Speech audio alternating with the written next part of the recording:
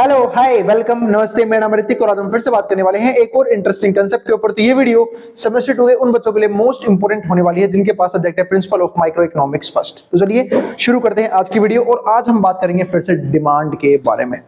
तो डिमांड का ऑलमोस्ट जो फर्स्ट वीडियो है इंट्रोडक्शन वीडियो वो मैं कंप्लीट करवा चुका हूं अपने यूट्यूब चैनल पे। आज हम बात करेंगे डिमांड के ऊपर कुछ और इंपॉर्टेंट कंसेप्ट के बारे में कि ये हमारी डिमांड के ऊपर आखिरी वीडियो होने वाली है। तो चलो देखते हैं डिमांड में और कौन से टॉपिक इंपॉर्टेंट है। तो जो पहला टॉपिक है वो क्या है, डिमांड शेड्यूल क्या होता है। तो चलो डिमांड शेड्यूल डिस्कस करते हैं। तो अब डिमांड शेड्यूल का मतलब क्या है कि जब हम टेबुलर रिप्रेजेंटेशन करते हैं इंडिविजुअल डिमांड की और मार्केट डिमांड की, उसको हम क्या बोलते हैं, डिमांड शेड्यूल। यानी कि डिमांड शेड्यूल दो तरह का होता है। वो क्या, एक तो इंडिविजुअल डिमांड शेड्यूल, दूसरा क्या होता है मार्केट डिमांड शेड्यूल। जैसे यहाँ पे देखो, यहाँ पे डेफिनेशन में क्या है, तो demand schedule is a tabular statement which states different quantities of a commodity demand at different prices. यानी कि एक कंज्यूमर जो है वो अलग अलग प्राइस लेवल पे कितनी कितनी क्वांटिटीज डिमांड कर रहा है उसको हम किस में दिखाते हैं, डिमांड शेड्यूल में। ठीक है, और यहाँ पे कैसी रिप्रेजेंटेशन होती है, फिर से बोल रहा हूँ, टेबुलर रिप्रेजेंटेशन। अब एक इंपॉर्टेंट चीज क्या कि डिमांड शेड्यूल दो तरह के आए, कौन कौन से। एक तो हमारे पास क्या है, इंडिविजुअल और हाउस होल्ड डिमांड शेड्यूल, दूसरा क्या है, मार्केट डिमांड शेड्यूल। अब यहाँ पे देखो साइज ऑफ डिमांड शेड्यूल है ये। अब जब इंडिविजुअल और हाउस होल्ड डिमांड शेड्यूल की बात करेंगे तो यहाँ पे हम सिर्फ और सिर्फ एक कंज्यूमर की बात करते हैं, और मार्केट डिमांड शेड्यूल में हम सारे कंज्यूमर्स की बात करते हैं। ठीक है, और इस कंप्लीट सीरीज के नोट्स ऑलरेडी बन चुके हैं। जिन बच्चों को नोट्स परचेज करने हैं वो इस नंबर पे जाए 9667836336 यहाँ पे जाके नोट्स ले सकते हैं। अब एक मिनट वेट करना, ठीक है, पहले यहाँ तक का उतार लो फिर हम डिस्कस करेंगे आगे का कंसेप्ट। चलो फिर हम देखते हैं आगे। हाँ, तो मैं ये कहता कि अगर डिमांड शेड्यूल की बात की जाए तो दो तरह के होते हैं। एक होता है इंडिविजुअल डिमांड शेड्यूल, जो ये दिखाता है कि एक कंज्यूमर जो है वो अलग अलग प्राइस लेवल पे कितनी कितनी क्वांटिटी डिमांड कर रहा है। एक हमारे पास क्या होता है, मार्केट डिमांड शेड्यूल। मार्केट में क्या होता है कि पूरी मार्केट में डिमांड जो है एक पर्टिकुलर गुड की एक पर्टिकुलर प्राइस लेवल पे क्या चल रही है। मतलब पूरी मार्केट में अलग अलग प्राइस लेवल पे कंज्यूमर्स जो है टोटल मिलाए कितनी डिमांड कर रहे हैं उसको हम क्या बोलते हैं, मार्केट डिमांड शेड्यूल। अब बढ़ते हैं आगे। तो हमने यहाँ पे इंडिविजुअल भी देख लिया और मार्केट डिमांड शेड्यूल भी देख लिया। अब डेफिनेशन पढ़ते हैं इसकी। तो यहाँ पर देखो एक बात लिखी है, demand schedule is a tabular statement which states different quantities of a commodity, यानी कि different quantity of a commodity at different prices. लेकिन बात है कि फिर भैया इंडिविजुअल डिमांड शेड्यूल क्या बनेगा। तो देखो इंडिविजुअल डिमांड शेड्यूल में यहाँ पे सिर्फ इंडिविजुअल लग जाएगा, तो it shows the different amounts of a commodity की different amount of commodity demanded by a consumer और a household at different price level. मतलब डिफरेंट प्राइस लेवल पे एक इंडिविजुअल कंज्यूमर या फिर हाउस होल्ड कितनी कितनी डिमांड कर रहा है उसको हम यहाँ पे क्या बोलते हैं, इंडिविजुअल और हाउस होल्ड डिमांड शेड्यूल। अब यहाँ पे देखो जैसे कि यहाँ पे क्या लिखा हुआ है, प्राइस ऑफ ऑरेंजेस। अभी प्राइस लिखे हुए हैं 3, फिर 2.5, फिर 2 और फिर 1.5। ठीक है, अभी जो डिफरेंट डिफरेंट प्राइस लेवल है उस पर देखो क्वांटिटी डिमांडेड कितनी है। जब 3 रुपए प्राइस था तो सिर्फ एक सिंगल क्वांटिटी डिमांड हो रही थी। जब प्राइस थोड़ा कम हुआ 2.5 रुपए पे आया तो क्वांटिटी 2 हो गई। जब प्राइस थोड़ा और कम आया 2 रुपए पे आया तो क्वांटिटी 3 हो गई। जब प्राइस में थोड़ा और ड्रॉप आया यानी कि 1.5 रुपए हुआ तो हमारी जो क्वांटिटी 4 हो गई। यानी कि यहाँ पे क्या लगता है, हमारा लॉ ऑफ डिमांड। आपने क्या देखा कि जैसे जैसे प्राइस कम हो रहा है ना तो जो क्वांटिटी डिमांडेड है वो क्या कर रही है, राइज कर रही है। तो प्राइस का कम होना और क्वांटिटी का बढ़ना, यानी क्वांटिटी डिमांड क्या हो रही है, बढ़ रही है प्राइस के कम होने के साथ। और इसी को हम क्या बोलते हैं, लॉ ऑफ डिमांड। यानी कि यहाँ पे लॉ ऑफ डिमांड लग रहा है। अब बात आती है, ये तो था इंडिविजुअल डिमांड शेड्यूल और ये था हमारा इंडिविजुअल डिमांड कर्व। अब समझते हैं कि market demand schedule and curve किस तरीके से काम करता है। अगर हम इसको देखें तो यहाँ पर देखो डिफरेंट डिफरेंट प्राइस लेवल है। प्राइस क्या है, 3 रुपए, फिर 2.5 रुपए, फिर 2 रुपए, फिर 1.5 रुपए। अभी 3 रुपए पे एक क्वांटिटी डिमांड हो रही है, 2.5 रुपए पे 2 क्वांटिटी, 2 रुपए पे 3 क्वांटिटी और 1.5 रुपए 4 क्वांटिटी पहले था। अब यहाँ पे कंज्यूमर ए को छोड़ के बी भी आ गया। जब बी आया कंज्यूमर तो बी अपनी डिमांड करेगा। क्यों? क्योंकि सबका इनकम लेवल क्या है, डिफरेंट डिफरेंट होता है, according to income level demand होती है। तो यहाँ पे 3 रुपए पे ये 2 क्वांटिटी डिमांड कर रहा है, ये 2.5 रुपए पे 3 क्वांटिटी, 2 रुपए पे 4 क्वांटिटी और 1.5 रुपए 5 क्वांटिटी। यानी कि दोनों ही केसेस में लॉ ऑफ डिमांड तो होल्ड कर रहा है। जैसे जैसे क्वांटिटी मतलब जैसे जैसे प्राइस जो है वो कम हो रहा है, क्वांटिटी डिमांडेड क्या हो रही है, इंक्रीज हो रही है। लेकिन हम बात किसी करें यहाँ पे मार्केट डिमांड शेड्यूल और कर्व की, तो अब की बार जितने भी कंज्यूमर्स होंगे उन सबकी क्वांटिटी डिमांडेड को हम ऐड कर देंगे। तो इनको ऐड कर दिया हमने, तो 1 + 2 हमारा कितना हो गया 3, 2 + 3 कितना हो गया 5, 3 + 4 कितना हो गया 7 और 4 + 5 कितना हो गया 9। तो ये हमारे पास क्या आया, दोनों की क्वांटिटी मिला के। अगर हम इसको यहाँ पे देखें इस कर्व पे, तो इस कर्व पे हमने क्या देखा कि भाई ये देखो, ये 0 से लेकर 6 तक हमने क्या बना दिया है यहाँ पे, डिफरेंट डिफरेंट क्वांटिटी लेवल और प्राइस लेवल। फिर हमने क्या दिखा दिया, मतलब ये सिंपल हमारा क्या क्या है, सिंपल सा कर्व है, वो भी किसका, इंडिविजुअल डिमांड कर्व का, दोनों का, ए का भी और बी का भी। और वो हमारा क्या है यहाँ पे, मार्केट डिमांड कर्व, जो दोनों को मिलके बनाया हुआ है। तो ये इंडिविजुअल ए का है, ये इंडिविजुअल बी का है, ये ए प्लस बी है। अब दोनों में फर्क क्या है, तो ये जो कर्व है क्या है, स्टीपर है, मतलब इंडिविजुअल डिमांड कर्व क्या होता है, स्टीपर। देखो ये भी स्टीपर, ये भी स्टीपर, तो दोनों कंबाइन करते तो क्या बन गया हमारा, फ्लैटर। यानी कि मार्केट डिमांड कर्व क्या होती है हमारी, फ्लैटर होती है as compare to individual demand curve. तो ये हो गया हमारा सिंपल सा कंपैरिजन। तो तक हमने क्या देख लिया कि भाई डिमांड शेड्यूल होता क्या है, ठीक है। फिर हमने क्या देखा कि साइज ऑफ डिमांड शेड्यूल, मतलब उसके हिसाब से डिमांड शेड्यूल टाइप कौन कौन से हैं। फिर हमने इंडिविजुअल डिमांड शेड्यूल भी देखा, इंडिविजुअल डिमांड कर्व भी देखा, मार्केट डिमांड शेड्यूल भी डिस्कस कर लिया और मार्केट डिमांड कर्व भी डिस्कस कर लिया। अब जो हमारा नेक्स्ट टॉपिक आता है वो आता है reason for downward sloping demand curve. काफी इंपॉर्टेंट क्वेश्चन बनता है यहां से, क्या कि ऐसे कौन कौन से रीजन है जिसकी वजह से हमारा जो डिमांड कर्व है वो डाउनवर्ड स्लोपिंग होता है, क्यों नीचे की तरफ ही जाता है ये। तो सबसे पहला क्या आता है हमारा यहाँ पे, operation of law of diminishing marginal utility. क्योंकि यहाँ पे क्या लग रहा होता है, law of diminishing marginal utility. अब आती है law of diminishing marginal utility होता क्या है, ये होता है कंज्यूमर का सेटिस्फेक्शन पता करने का एक तरीका। कंज्यूमर जो है एक तरीके से सोचता है, वो हम थोड़ा डिस्कस करते हैं। आपने कभी देखा होगा जब आप हैवी वर्कआउट करके आते हो कभी भी, या फिर खेल के आ रहे हो, तो आपको एकदम से ना क्या प्यास लगती है, ठीक है। अब पानी, मतलब जब आपको पहला गिलास ऑफ वाटर मिलता है आप कितनी शिद्दत से पीते हो, क्योंकि आपको काफी तेज प्यास लगी हुई है ना, आपको पूर्ण शांति मिल जाती है क्योंकि अब एक आपकी जो प्यास है वो कम हो गई है। लेकिन जब मैं आपको अब सेकंड गिलास ऑफ वाटर ऑफर करूंगा तो आप उसे पी तो लोगे, पर क्या उससे पहले जितनी सेटिस्फेक्शन मिलेगी, बिल्कुल नहीं मिलेगी। मिलने वाली सेटिस्फेक्शन क्या हो गई, कम हो गई। फिर मैं आपको तीसरा गिलास दूंगा तो आपकी सेटिस्फेक्शन और कम हो जाएगी, और अगर आपको एक और गिलास दिया हो सकता है आपको क्या हो जाए कि डिससेटिस्फेक्शन हो जाए। आप बोलोगे अरे क्या भाई कितना पानी पिलाओगे, और है ना। तो ये चीज, इसी को हम क्या बोलते हैं यहाँ पे, डाउनवर्ड स्लोपिंग डिमांड, और sorry diminishing marginal utility, law of diminishing marginal utility. कि जैसे जैसे हम किसी एक पर्टिकुलर गुड्स की जितनी सक्सेसिव क्वांटिटी कंज्यूम करते हैं ना, तो कंजप्शन के साथ साथ उससे मिलने वाला सेटिस्फेक्शन कम होता रहता है। तो ये चीज हमेशा ध्यान रखना, क्योंकि हम उससे बोर हो चुके होते हैं। इसका मतलब क्या है कि हम किसी भी चीज की, ये नहीं जैसे आप मान लो आपको कोई नई चीज मिली हो, आप उसके लिए बहुत ज्यादा एक्साइटेड हो, जैसे बचपन में कि आपको पता है आपको नई साइकिल मिलने वाली है, आप कितने ज्यादा एक्साइटेड होते हो स्टार्टिंग में कि अरे वाह साइकिल आएगी तो मैं ये करूंगा, मैं यहाँ घूमने जाऊंगा, ठीक है, मैं इसे चला के ये कर सकता हूँ, ठीक है। लेकिन जैसे जैसे वो मिल जाती है, हम हमारी सेटिस्फेक्शन क्या होती रहती है, कम होती रहती है, हम बोर हो जाते हैं उस चीज से। और ऐसा क्यों होता है, क्योंकि हम उसे बार बार यूज कर रहे होते हैं। तो वही सेम चीज यहाँ पे, इसी को हम बोलते हैं law of diminishing marginal utility. अब बात है भैया इसका डाउनवर्ड स्लोपिंग से क्या रिलेशन है, डाउनवर्ड स्लोपिंग डिमांड कर्व इसकी वजह से क्यों होता है। तो सपोज करो आपने, मैं आपको एग्जांपल देता हूं, आपने छोले भटूरे की एक प्लेट ली, वो आपको मिली 50 रुपए की।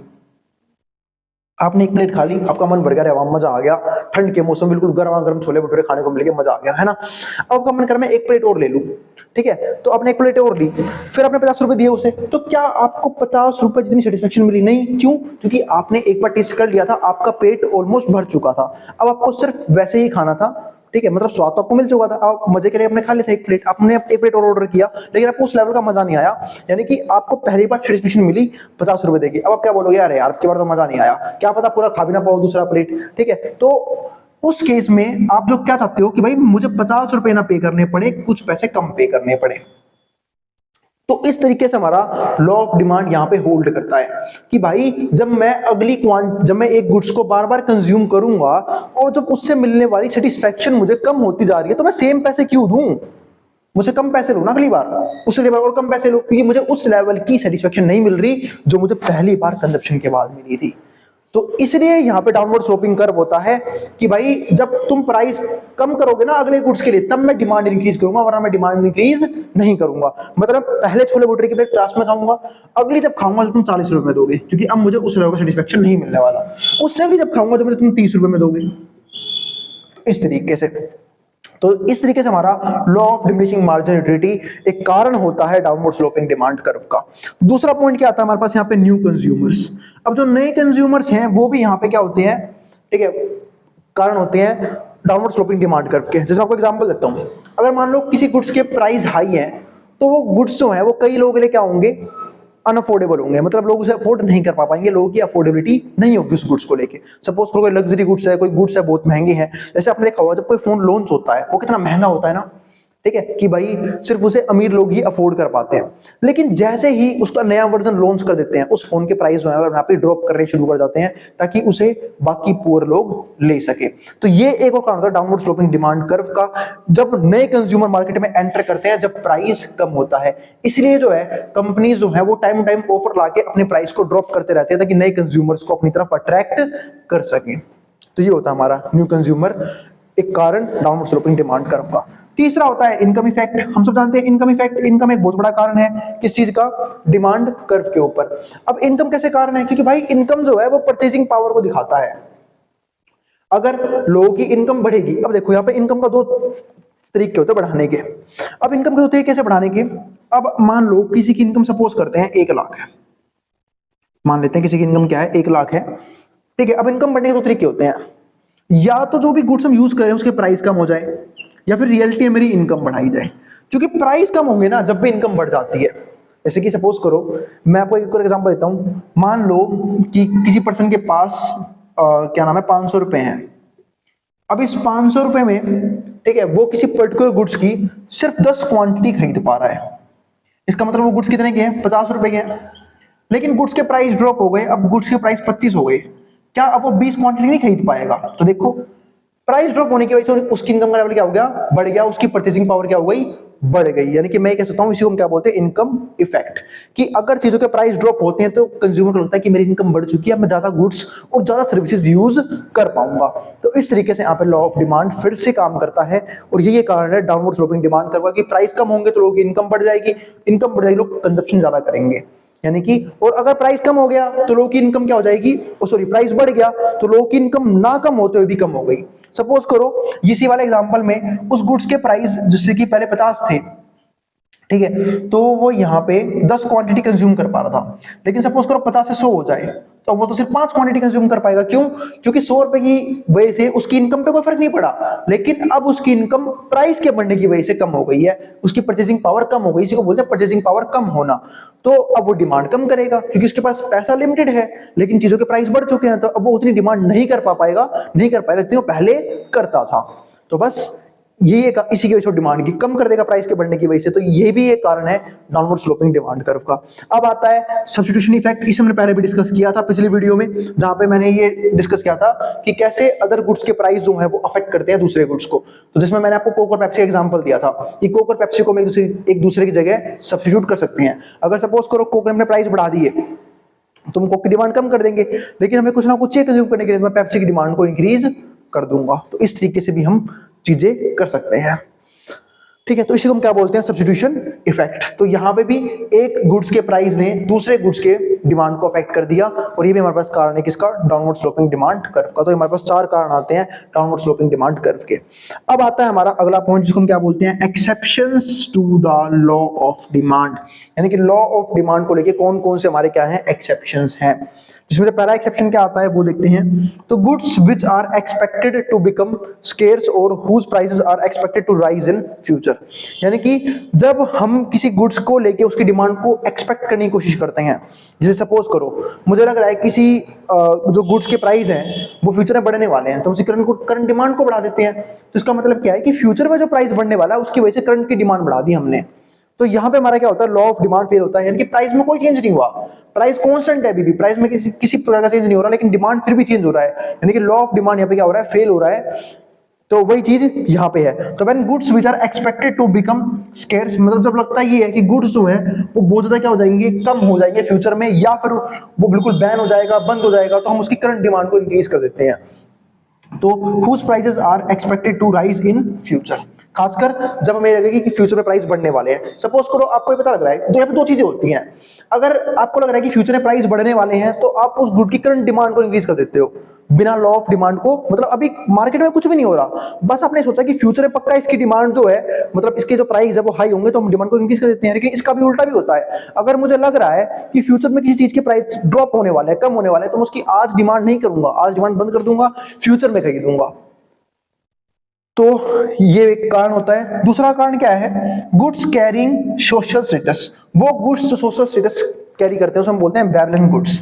वेवलेंट गुड्स कौन से होते हैं? जिनमें जैसे कि आजकल देखा होगा आपने, आजकल चलन चला हुआ है आईफोन रखने का, ठीक है। एक फैक्ट बताऊं तो, और मैंने ऐसे लोग भी देखे हैं जिन लोगों की मंथली सैलरी शायद 15,000 के आसपास होती है, 15, 20, वो किस्तों पे आईफोन लेके आते हैं, 15 प्रो, 16 प्रो, सब दिखावे के लिए। किस चीज के लिए?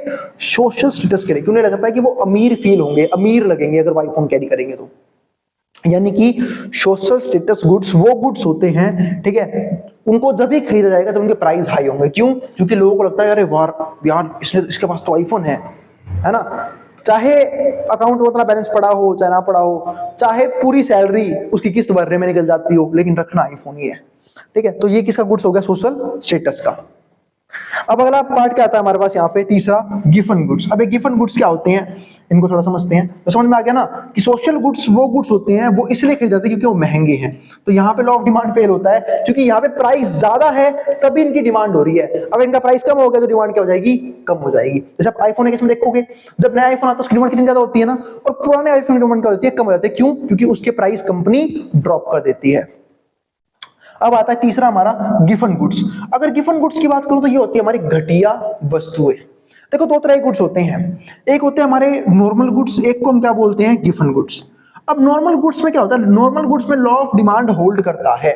नॉर्मल गुड्स में लॉ ऑफ डिमांड होल्ड क्यों करता है? क्योंकि अगर प्राइस कम हुए तो नॉर्मल गुड्स की डिमांड क्या हो जाएगी?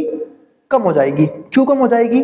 क्योंकि यहां पे परचेजिंग पावर कंज्यूमर की कम हो जाती है, ठीक है। और अगर प्राइस हमारे कम हो गई तो नॉर्मल गुड्स की डिमांड क्या हो जाएगी? बढ़ जाएगी। क्यों? क्योंकि यहाँ पे परचेजिंग पावर बढ़ जाती है। लेकिन वही मैं बात करूं गिफन गुड्स की, गिफन गुड्स हमारे क्या है? वो घटिया वस्तु है। तो यहाँ पे क्या होता है? यहाँ पे अगर हमारा प्राइस बढ़ा है तो इनकी डिमांड बढ़ जाती है, क्योंकि लोगों को लगता है कि अभी अच्छी क्वालिटी के गुड्स हो गए होंगे। यानी कि जहां पे हम प्राइस का रिलेशन, ठीक है, किससे लगाते हैं? गुड्स की क्वालिटी से। कि अगर कोई चीज महंगी मिल रही है, आपने सुना नहीं, ये चीज चीप रेट पे तो चीज घटिया होगी, और कोई चीज अगर अच्छी मतलब चीप प्राइस पे मतलब अच्छे प्राइस पे मिल रही है तो चीज क्या होगी? अच्छी होगी। तो ये ज्यादातर कंज्यूमर की सोच होती है, पर ऐसा कुछ नहीं होता। कई बार चीप रेट पे अच्छी क्वालिटी मिल जाती है, और कई बार आप महंगा पैसा खर्च करोगे जब भी आपको क्या मिल जाएगी? चीप क्वालिटी मिल सकती है। तो यहाँ पे क्या होता है गिफन गुड्स में कि जब प्राइस बढ़ता है ना तो लोग इसकी डिमांड को इंक्रीज कर देते हैं, और प्राइस जब कम होता है इसका तो लोग इसकी डिमांड को कम कर देते हैं। इसका मतलब अगर प्राइस और कम हो गए, इस बात का मतलब ये है कि अब ये चीज और घटिया हो चुकी है, तो लोग इसकी डिमांड करना बंद कर देते हैं कि हम इतनी लो क्वालिटी प्रोडक्ट को यूज नहीं कर सकते। तो ध्यान रखना, गिफन गुड्स हमारा एक और एग्जांपल है जहां पे हमारा जो लॉ ऑफ डिमांड है वो क्या होता है? फेल हो जाता है। इसलिए इसका कर्व वैसा है, डिमांड कर्व। बाकी डिमांड कर्व वैसा है, इसका डिमांड कर्व वैसा है कि अगर प्राइस 20 रुपए था तो लोग 30 क्वांटिटी खरीद रहे थे, प्राइस 30 हो गया तो लोगों ने क्वांटिटी बढ़ा दी, 40 कर दी। उसका मतलब जैसे जैसे प्राइस बढ़ रहा है क्वांटिटी डिमांडेड यहाँ पे इंक्रीज कर रहा है। तो ये था हमारा सिंपल सा आज का टॉपिक। पहले यहाँ तक का जो उतारना उतार लो, मैं हट रहा हूँ बोर्ड के सामने से, फिर हम बात करेंगे आगे अगले टॉपिक की। अभी एक लास्ट टॉपिक बाकी है, ठीक है, जिसमें हम ये देखेंगे कि चेंज इन डिमांड और चेंज इन क्वांटिटी डिमांडेड में क्या डिफरेंस होता है। वो हमारा आज की वीडियो का आखिरी टॉपिक होगा, और इस चैप्टर का भी आखिरी टॉपिक होगा। अब इसको जो उतारना उतार सकता है, मैं हट रहा हूँ बोर्ड के सामने से।